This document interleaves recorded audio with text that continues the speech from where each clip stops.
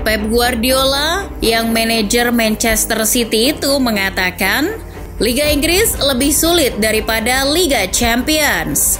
Konteksnya, hal itu ia katakan ketika timnya gagal melaju ke partai final Liga Champions.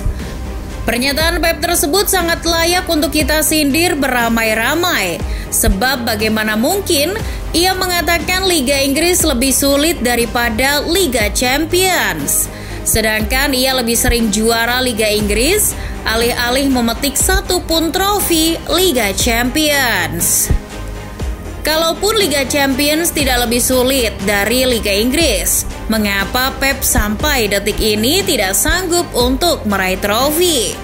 Bahkan dengan skuad mewah dan strategi yang jitu. Sayangnya pernyataan Pep tersebut memang sedikit ada benarnya. Jika kita mau berprasangka baik pada Pep Guardiola, mari kita anggap pernyataan Pep itu bukan mewakili dirinya atau bahkan Manchester City. Tapi ia mendaulat diri sebagai juru bicara Chelsea dan Liverpool. Kedua tim itu sejak Pep mengambil kendali City, kesulitan menjadi juara Liga Inggris. Namun, baik Chelsea maupun Liverpool sudah menjadi juara Liga Champions. Dalam 1 dekade terakhir, The Blues bahkan sudah menjuarainya 2 kali. Ini menandakan apa yang dikatakan Pep benar belaka, bahwa Liga Champions memang tidaklah sulit. Tentu saja bagi tim-tim tertentu, dan jelas bukan Manchester City. Sejak 2011 tercatat hanya ada 5 tim yang menjuarai Liga Champions. Mereka adalah Barcelona, Bayern Munchen, Chelsea, Liverpool, dan tentu saja sang raja Real Madrid. Sementara tim-tim lainnya terjungkal di babak awal atau mentok sampai final dan melihat trofinya saja.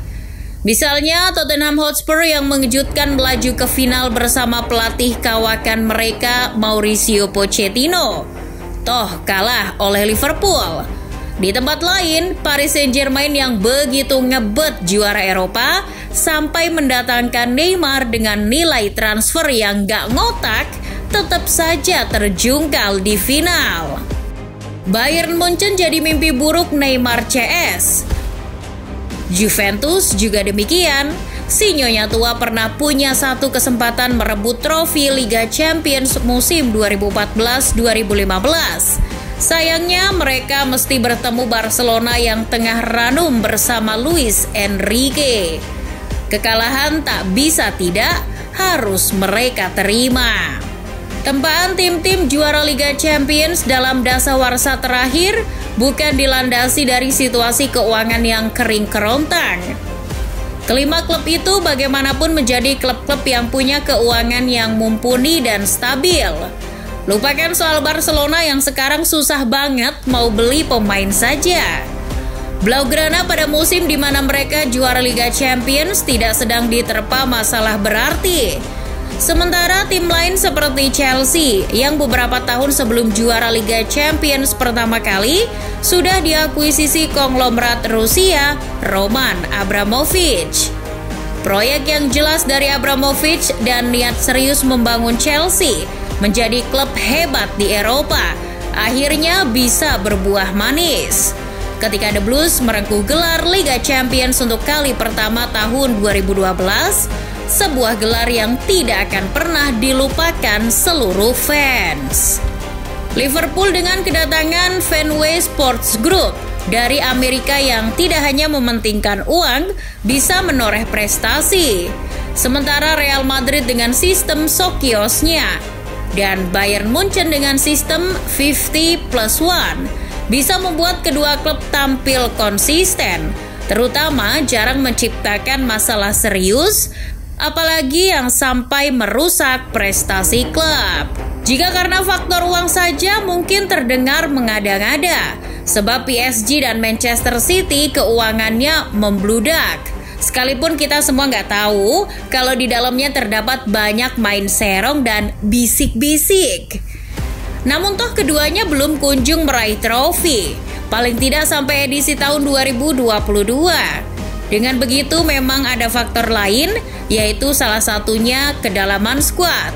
5 tim yang menguasai Liga Champions selama 1 dekade tersebut memiliki kedalaman tim yang tak pernah surut. Kita sebut contohnya Real Madrid. Semua orang sepakat bahwa Real Madrid adalah satu-satunya klub yang meraih 3 trofi Liga Champions secara berturut-turut sejak namanya Liga Champions Eropa. Prestasi yang tak kusam itu berasal dari kualitas pemain yang merata dari musim ke musim. Los Merengues selalu punya amunisi untuk sekedar juara Liga Champions. Dari ketika musim 2013-2014 ketika Real Madrid mengalahkan rekan setetangganya Atletico Madrid di final Liga Champions. Waktu itu skuad Real Madrid begitu dalam dan mewah. Di lini depan trio Benzema, Bale, Cristiano jadi juru gedor Ancelotti. Sementara di lini tengah kekuatan Modric, Di Maria dan Sami Khedira sangat mobile. Begitu pula di lini belakang ketika Ramos dan Varane masih berada di sana. Sementara ketika Real Madrid memulai hat-trick Liga Champions musim 2015-2016, kedalaman skuadnya juga masih tak dapat diragukan. Bahkan lebih bertenaga karena di lini tengah sudah ada Casemiro dan Toni Kroos. Chelsea dan Bayern Munchen juga memiliki kedalaman skuad yang tak kalah bagus. Chelsea pada saat pertama kali juara diperkuat Didier Drogba, Frank Lampard, Jose Bosingwa, sampai Fernando Torres dan Ryan Bertrand. Sedangkan Bayern Munchen pada saat juara musim 2012-2013 diperkuat nama kaliber Arsene Robben, Ribéry, Dante sampai Mandzukic. Ketika Bayern Munchen menghancurkan PSG di final 2020, Die Roten juga masih memiliki skuad yang dalam. Di sana ada nama Philippe Coutinho, Gnabry sampai Kingsley Coman yang akhirnya mencetak gol. Kedalaman skuad saja belum cukup untuk menjadi juara Liga Champions. Butuh pelatih yang tidak menyia-nyiakan kedalaman skuad yang ada. Itulah mengapa Manchester United dan Arsenal dalam sedekade terakhir tak bisa juara Liga Champions. 5 tim yang menguasai Liga Champions dalam sedekade terakhir punya segalanya, termasuk pelatih yang oke. Real Madrid lagi misalnya. Tim ini memang sangat istimewa. Pelatihnya dari dulu bukan pelatih tua yang empot-empotan atau mantan pemain yang mengemis jadi pelatih. Carlo Ancelotti yang membawa mereka ke 2 kali juara bukan pelatih sembarangan. Zinedine Zidane, aktor di balik treble Liga Champions, juga bukan bekas pemain yang numpang jadi pelatih saja. Tapi Zidane yang secara mengejutkan dengan gaya permainan pragmatisnya menggamit 3 si kuping besar. Klub lain, katakanlah Bayern Munchen misalnya, juga 2 kali meraih trofi berkat pelatih yang hebat. Jupp Heynckes bukan sekedar pelatih kempot, tapi perjalanannya yang pernah mengantarkan Real Madrid juara Liga Champions adalah CV yang menjanjikan. Begitu pula Hans-Dieter Flick. Ia yang pernah menjadi asisten Joachim Löw yang mengangkat trofi Piala Dunia 2014 adalah prestasi emas yang membuat Bayern Munchen tak memiliki alasan untuk menolaknya jadi pelatih. Sisanya, Liverpool, Chelsea, dan Barcelona juga dari musim ke musim mendapat pelatih yang manjur. Apalagi yang dibangun Klopp di Liverpool misalnya. Kemudian Chelsea yang menunjuk Roberto Di Matteo dan pada gelar keduanya, penunjukan Thomas Tuchel adalah keputusan yang tepat. Sementara taktik Luis Enrique sangat nyetel dengan Barcelona. Terakhir adalah mentalitas. Kelima tim itu menunjukkan betapa mentalitas Liga Champions memang sangat diperlukan untuk meraih juara. Itulah alasannya mengapa PSG dan Manchester City belum kunjung juara. PSG dan City boleh punya pelatih yang punya CV bercahaya, memiliki kualitas pemain yang sangat bagus, dan kedalaman skuadnya mewah. Namun selama mereka tak memiliki kualitas layaknya juara Liga Champions, selama tak memiliki mentalitasnya, maka sulit untuk juara.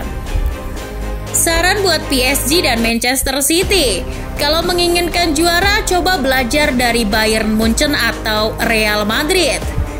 Tapi bukannya Pep dulu pernah juara Liga Champions ya? Tapi mengapa ketika gabung The Citizen, aura Liga Champions Pep malah memudar? Mungkin ini karena mental timnya, atau karena uang sudahlah.